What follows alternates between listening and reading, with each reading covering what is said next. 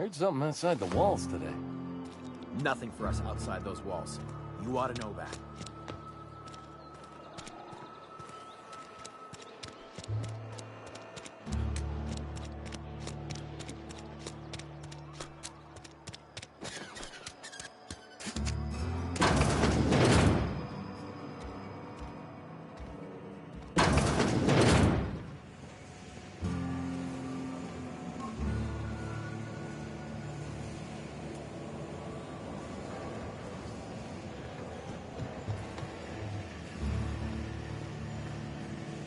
You the new worker?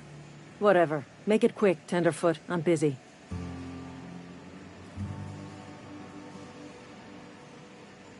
Foreman Granger. Mind those words don't come out of your mouth unless preceded by yes, or right away, or thank you.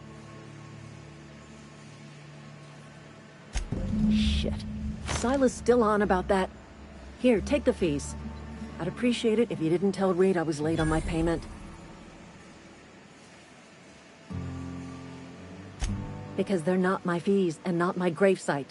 Guy I worked with shot himself. I paid the bill.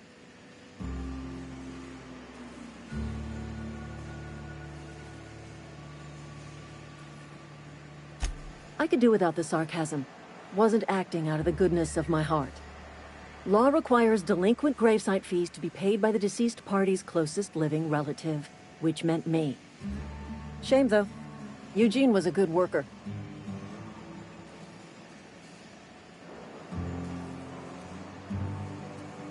Woke up one morning and put a round through his upper story. Can't imagine why. The kid was doing all right at his desk. We all thought he was an upstanding receptionist. Just between the two of us, I'm pretty shocked his weapon didn't misfire. Spacer's Choice handguns aren't the most reliable.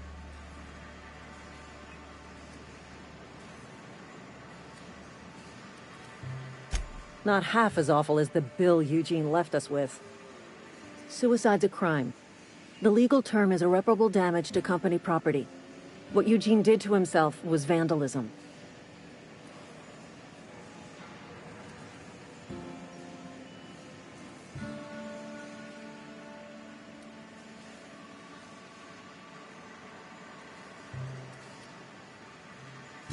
I'm plenty serious. In fact, I'm a little upset Eugene didn't think things through.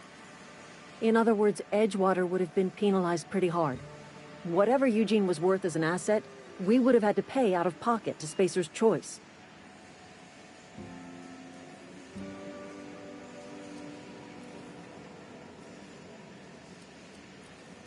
Look around. Edgewater ain't exactly swimming in luxury. We can't afford to pay the body price of a suicide. All I know is Silas asked me for Eugene's gravesite fees, which means he was approved for burial, which means his papers went through, which means the town's in the clear. I'm just glad to put this whole ugly affair behind me. Eugene can rest his bones in peace, and the rest of us can get on with our own lives.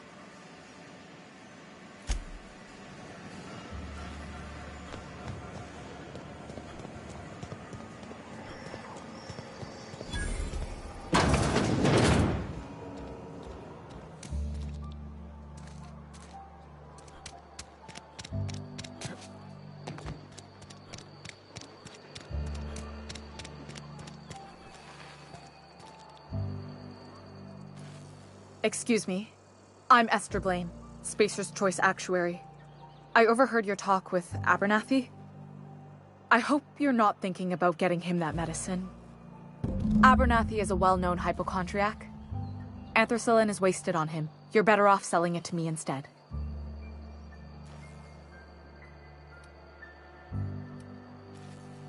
That's all I can ask of you.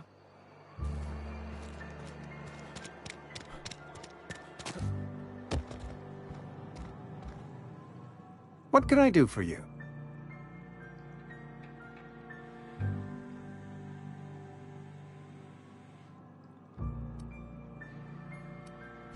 Oh?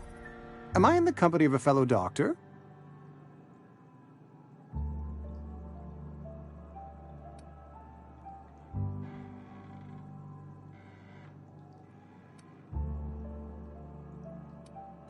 You may think that, but the tidiness of my fellow worker is my responsibility, alive or otherwise.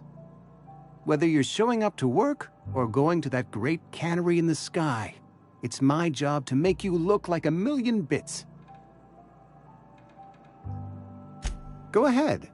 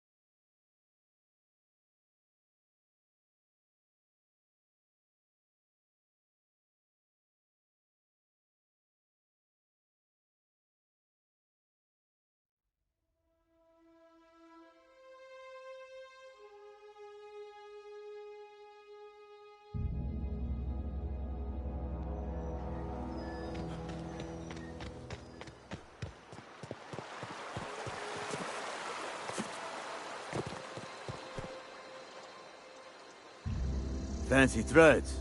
That some kind of hibernation suit? You run into any trouble? Conrad's barbershop is a yawning pit that swallows his every bit. I keep telling him he should cut a few corners. Skimp out on the disinfectant. You gotta put the squeeze on Conrad. Find some dirt on him. Maybe check his back room. That's the word, extortion. Been on the tip of my tongue all day.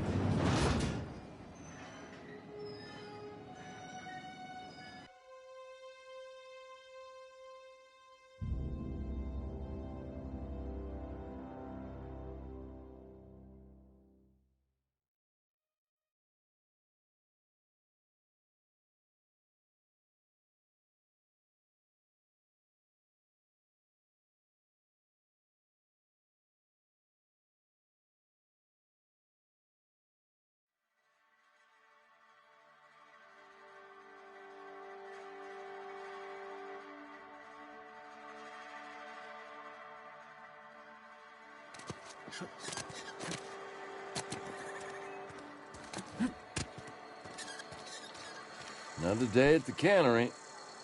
Don't go knocking your work. At least we've got work.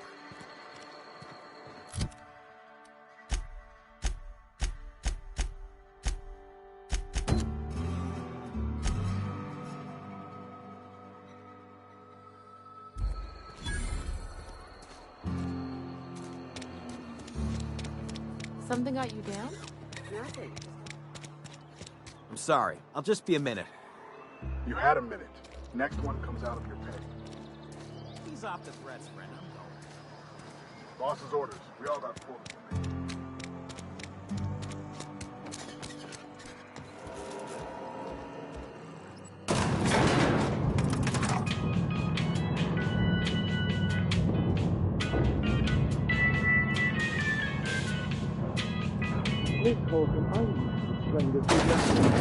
The grease monkey, Argo? I'm sorry, Mr. Thompson, sir. Seems we've got a guest. Really now, Parvati, I do wish you'd spoken up. I do apologize. I was given no forewarning of your arrival, or I might have welcomed you at the gates myself.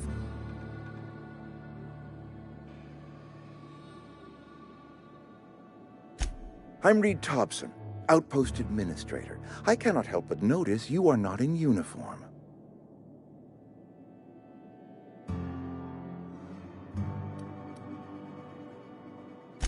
Of course not. I don't have that kind of luck. Seems I allowed my excitement to run away with my wits. Been a few seasons since we've had a visitor pass through. Only regulator we got is hooked up to the town transformer. Mr. Thompson ain't liable to be keen on dismantling it. I beg your pardon. I am most emphatically not keen on any such thing. I can't let you have our power regulator. But I happen to know of another one, and I happen to know exactly how you may retrieve it without frying yourself in the process.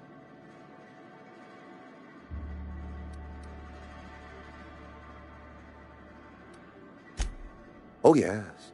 Saw someone put his hands on a regulator while the power was running. His legs were still twitching when we buried him. There's a power regulator in the old botanical lab.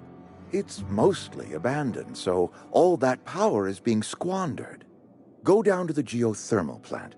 Reroute power from the botanical district over to us. Once their power's shut down, you can have their regulator and be along on your way.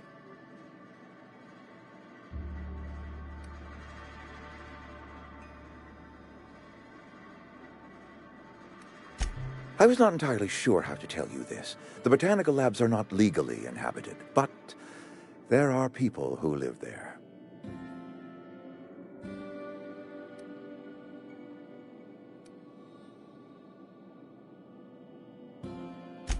No, I do not imagine they will be pleased. But like a parent disciplining an unruly child, you will be doing them a kindness. The people living in the botanical labs, they're deserters.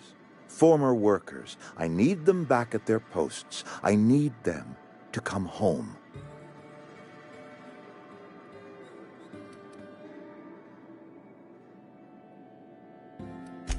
Edgewater is struggling.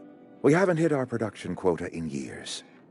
If we don't meet our quotas this year, the company might shut us down for good. I need those workers back at their stations.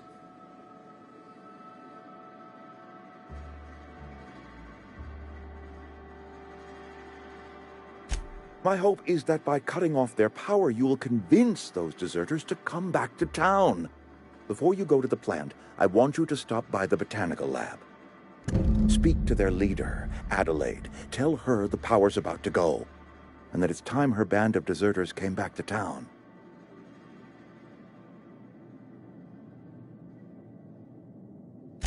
My dad told me all about the plant. Taught me all he knew.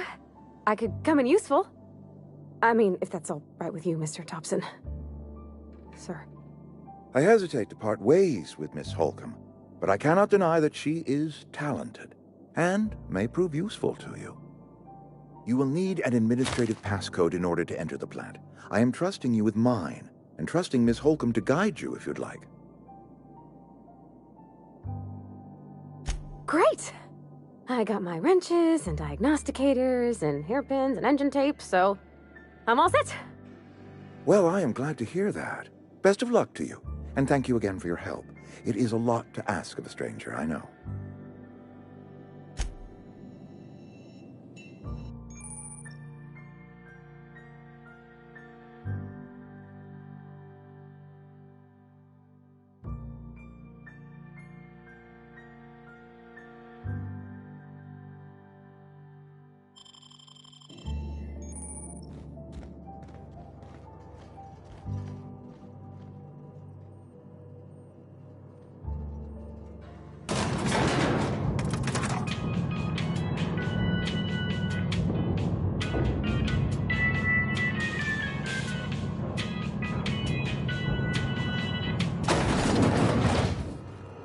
Hey, mister, can we talk? Sorry. Sorry. You just want to get out of here. And you likely don't want to tag along like me. It's just, Mr. Thompson has his own view on matters, on account of it's his job and what all, but that's not the only side of the tale.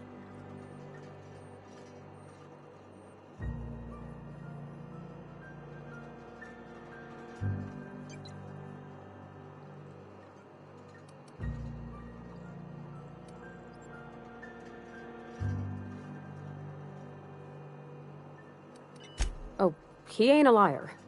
He believes every word he says. It's just, he doesn't always get where other folk are talking from. To Mr. Thompson, a person's a gear. It does its job quiet-like. If it squeaks or stutters, it gets replaced. The deserters are decent folk. I knew some of them before they left.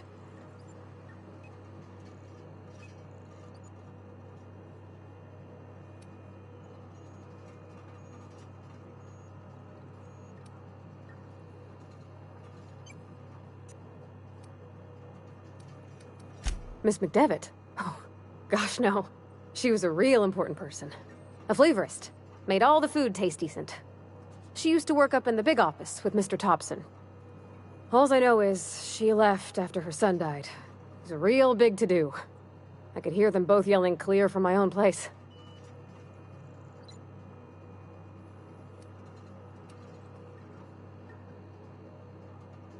Can't say as I know. I wasn't there. The sound carried, but not the words. If Mr. Thompson ain't of a mind to tell you his own self, you'd best ask Miss McDevitt, if you can get out to her. I don't know anybody well. I mostly listened to them talk, kept my head down. There was a boy named Thomas who used to follow me around, asking questions about the stuff I fixed. He was real sweet to me. Not any sort of dissident.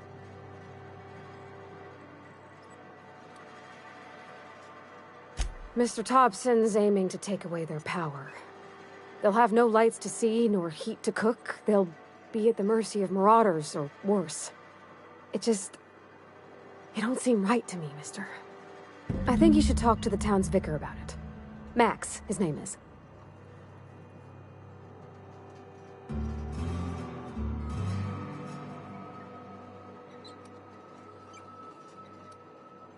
The mission's on the east side of town. You can't miss it, on account of it being the only clean thing. Thanks, mister. I just think when you gotta make a decision that'll hurt somebody, it's best to think on the right and wrong of it. That's what my dad used to say anyways.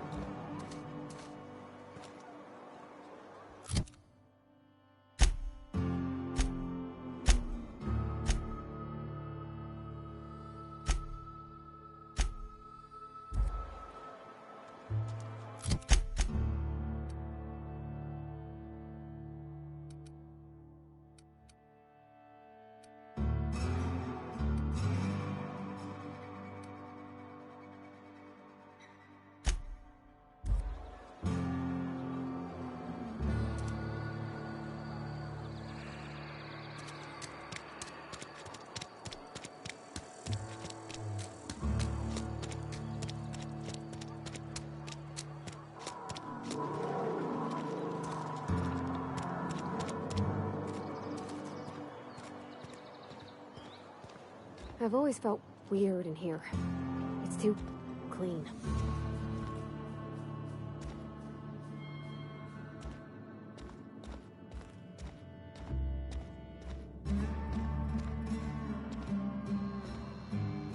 Yes, what is it?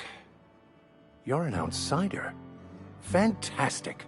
Vicar Maximilian de Soto at your service. Or Vicar Max, if you're the sort who prefers brevity. And Ms. Holcomb as well. How rare to see you out. And with a complete stranger. Curious. Just tagging along, Vicar de Soto. Don't mind me. I so rarely get new people to talk to. Name your poison, anything at all. Spiritual counseling, this season's tossball predictions, the quickest way out of town.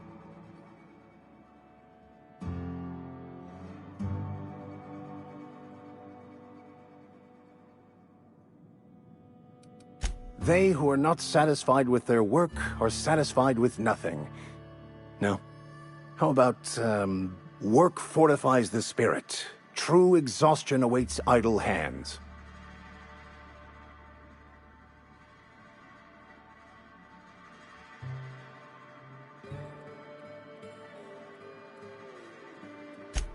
The OSI teaches that the Grand Architect set a perfect system in motion at the beginning of time. Contentment is found by accepting one's role in that grand plan.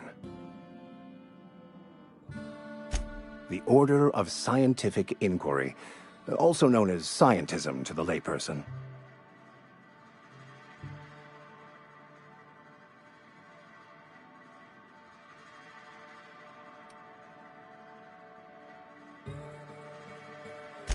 Mock me all you want. I know my beliefs to be true.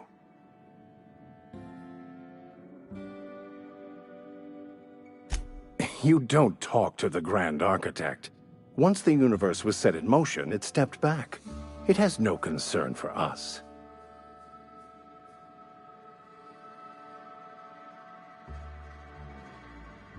We will eventually decode the plan and all its intricacies. Once we are able to deduce the properties of every particle in the universe and its trajectory, we will know everything. The future, the past, each person's place within the plan, all will be laid out before us, removing struggle and bringing peace. No one will ever need question their path again. Some even believe this ultimate knowledge will unlock mankind's true potential, and we will all become akin to grand architects ourselves, after a fashion.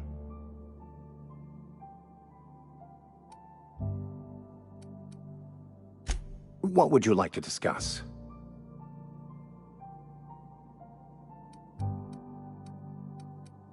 But what? I thought you would talk to him. You wanted to speak to me, Ms. Holcomb? Every time I've tried to engage you in conversation, you look at the floor, answer in single words, and slink away. I can't imagine what would be so grave as to drive her to my mission. What has Mr. Thompson asked you to do?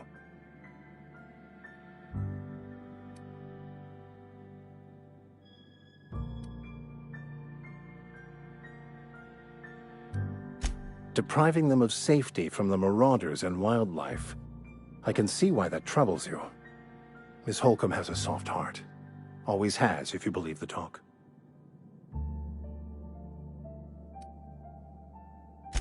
They rejected the order of society and live beyond the walls so thoughtfully provided by our Spacer's Choice patrons.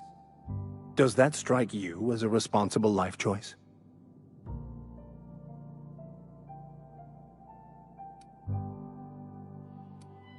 Assuming your goal is to save as many as possible, then you should bring everyone together.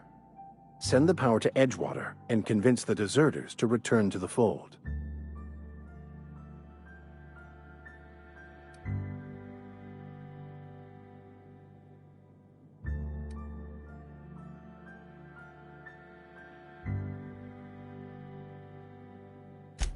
If you don't mind a bit of unsolicited advice, be cautious on your way to the geothermal plant. It is not as safe as you might assume. One of the reasons I transferred here was to fulfill my duty in hunting down banned heretical texts. I happen to know such a book is, as we speak, tainting a collector's library in Emerald Vale. However, the collector's residence lies outside the town's walls. My retrieval efforts have been thwarted by marauders who have overrun the property. Should you fare better than me, I'd pay a handsome sum for the book.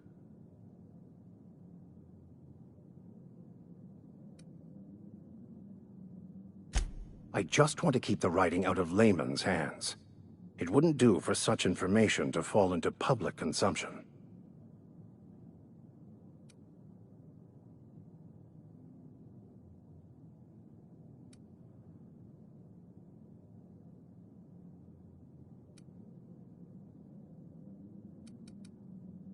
Glad we see eye to eye.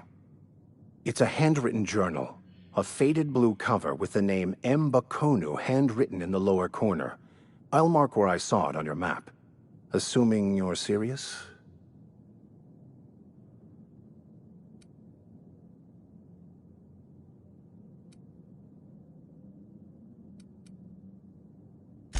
Thank you. If you retrieve it, you can always find me here.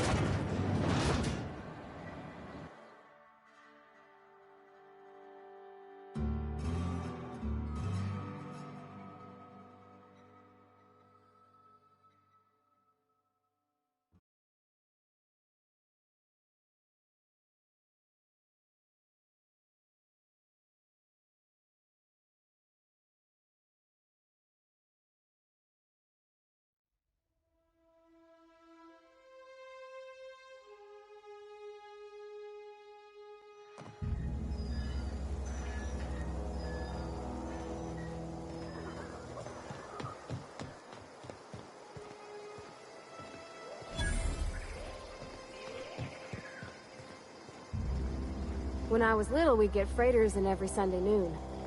Now they only come but once a month. I love the wind here.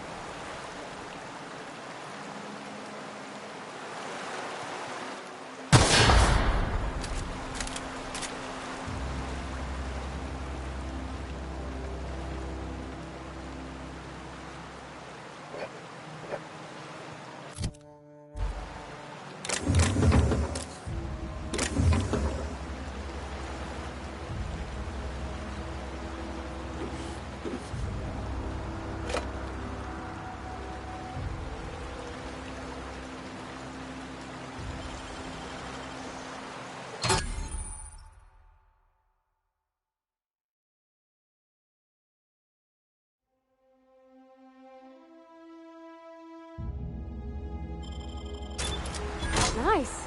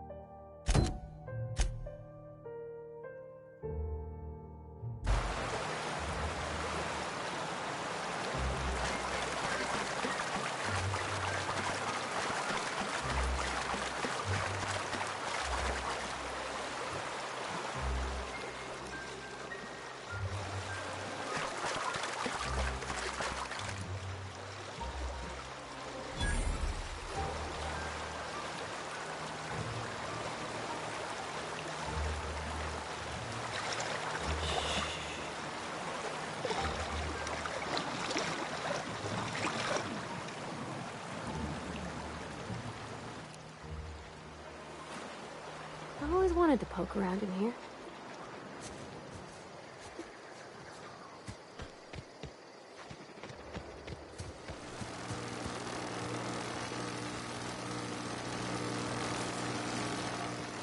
System alert.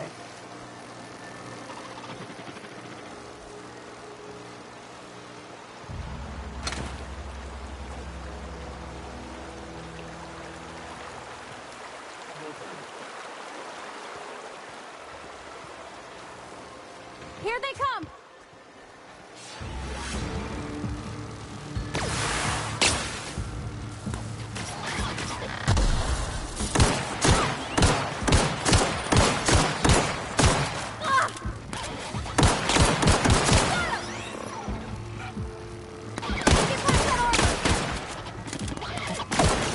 Minimal damage sustained.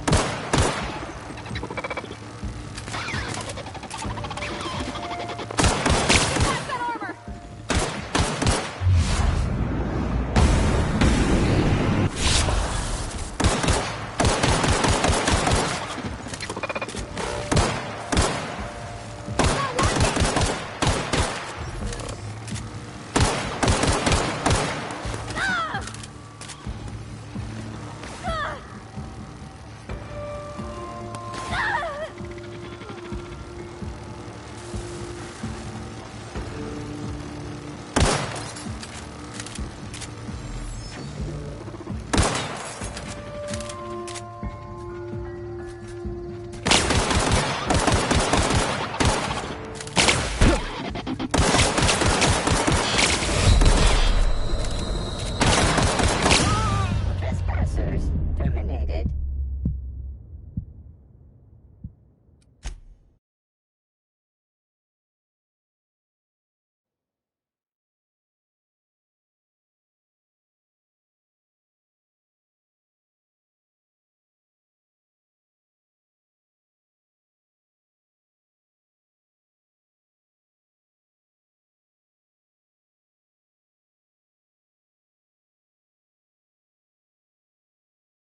Okay, gone quiet.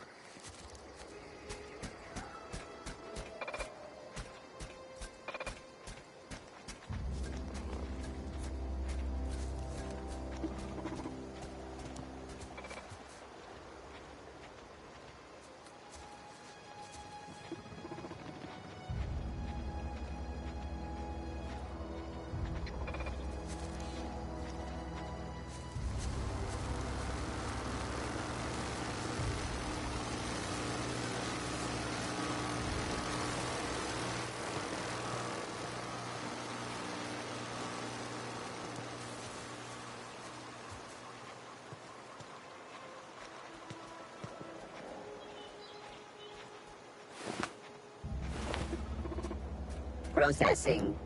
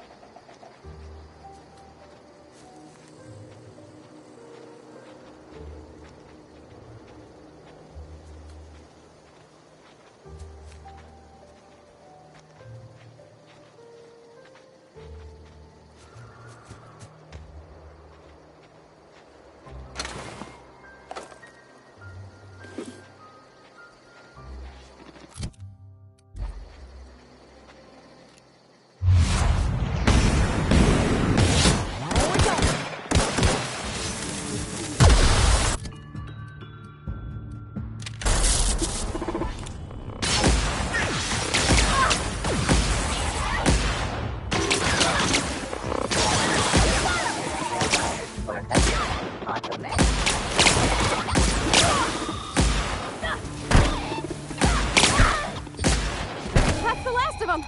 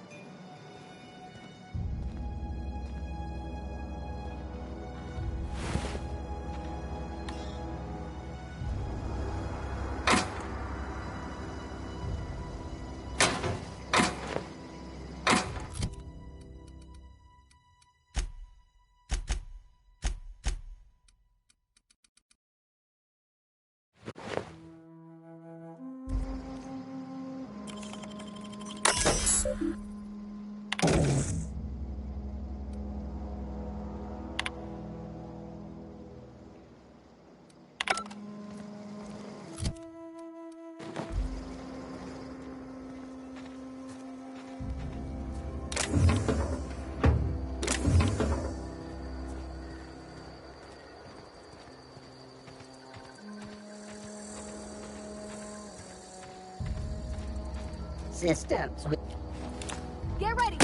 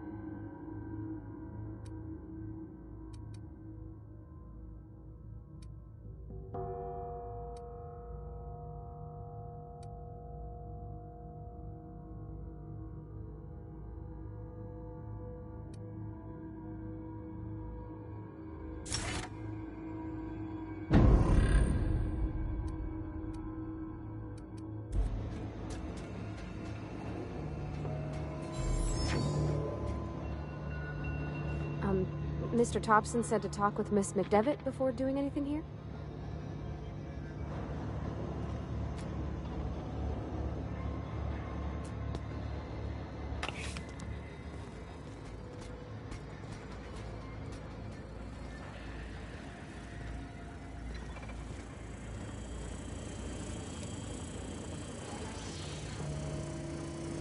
System security patrol. Incoming!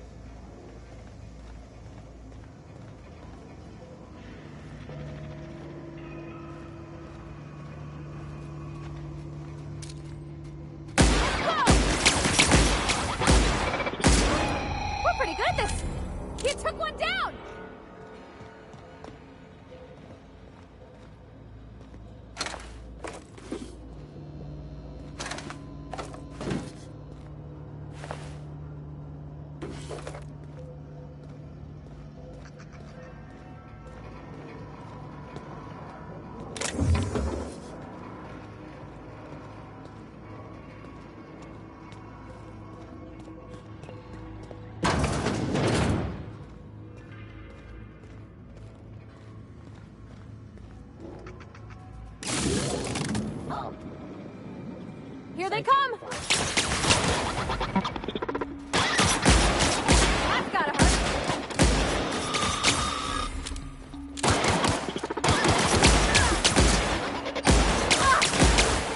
That's the last of them.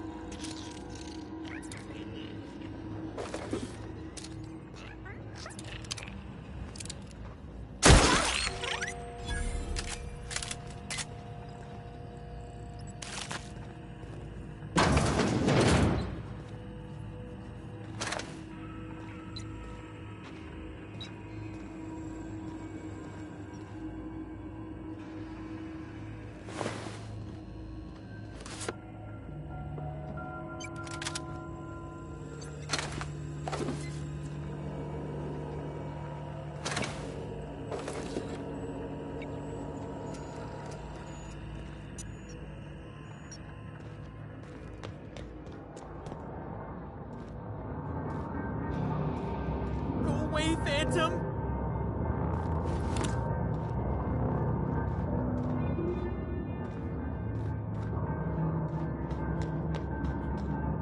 You're not real. You're not real.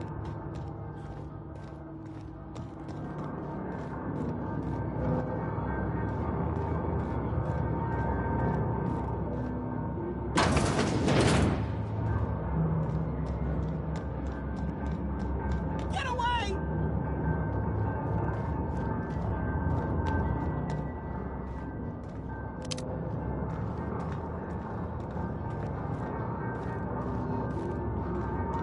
Go away, Phantom!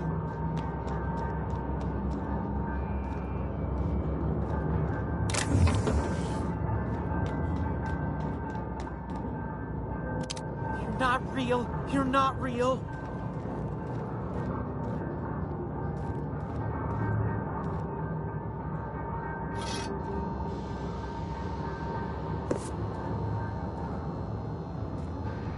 No, just leave me alone. You're not real. You're not real. Get away from me, Phantom. Shoot, scram.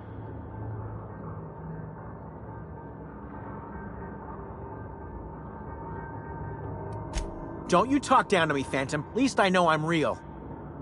See, Higgins? This is why you must always boil your sprats before ingesting.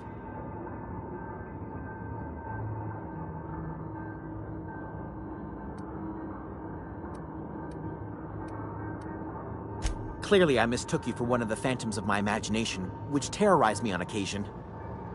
Chester D. Higgins. The D stands for definitely not insane. I use it as a reminder. Hard to say. By my reckoning, Higgins has been here somewhere between 2 weeks and forever. My recollection's a touch fuzzy these days. Oh, Higgins has been many things over the years. Sprat Wrangler, Saltuna Critic, Aetherwave Personality, Chairman of the Board, Galactic Defender, Sisty Pig Tycoon. I've come a long way for someone who started off as a simple engineer right here in this plant.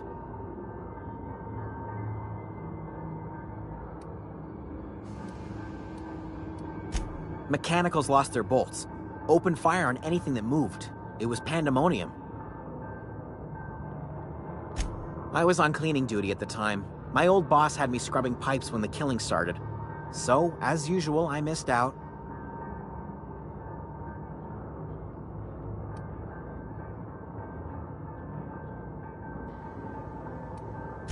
I specialized in automechanicals, drones, sentries, repaired them, maintained, upgraded, did it all from my old workroom just over in the next section.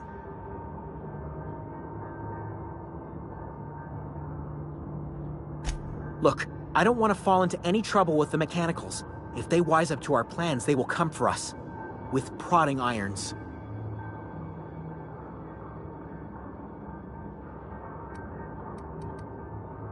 You know, you remind me of myself back when I was an intergalactic adventurer.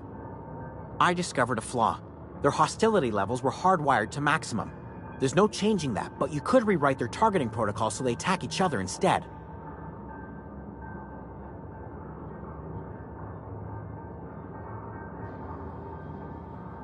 Yes, that's exactly it. I see you're also versed in the noble art of mechanical engineering. There's a behavior control terminal in the other room. It should have options to change how the mechanicals act, including whom they shoot at. Oh, that reminds me. You'll need my passcode to access the behavior control terminal. Here, let me just write it down for you. The tail. Definitely start with the tail. If you're feeling adventurous, the ears are a particular delicacy. Forgot what you were gonna say? Me too.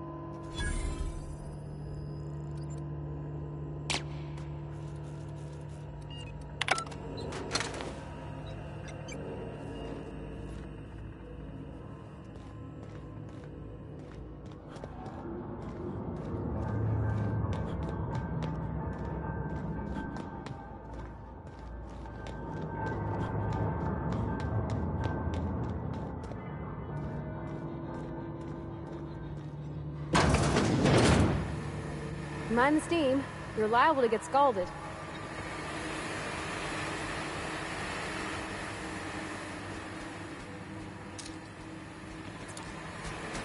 Security patrol.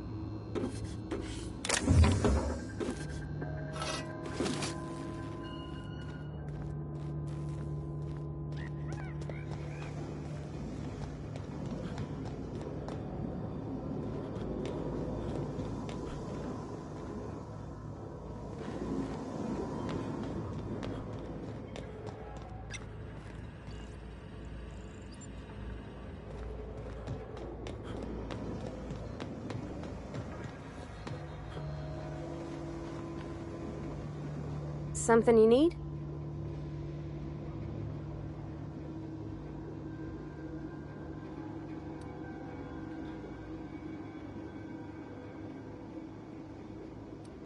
That's on account of how I never met her.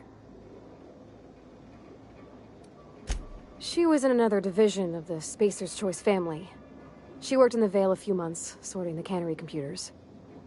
Her contract said any kids she had, expected or not, belonged to her office from the time of conception. So when I was born, I got sent here.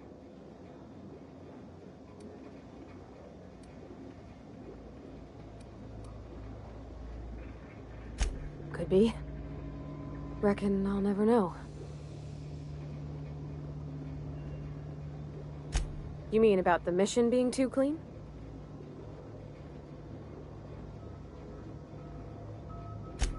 I know, but Vicker says the universe is a machine, that it runs by law. Real machines have gunked up oil, scratches, and worn bits. You can tell they've seen handling, been used by folk. The machine Vicker sees is one ain't never been run. It's not for people to live in. It's something on a museum shelf, under glass.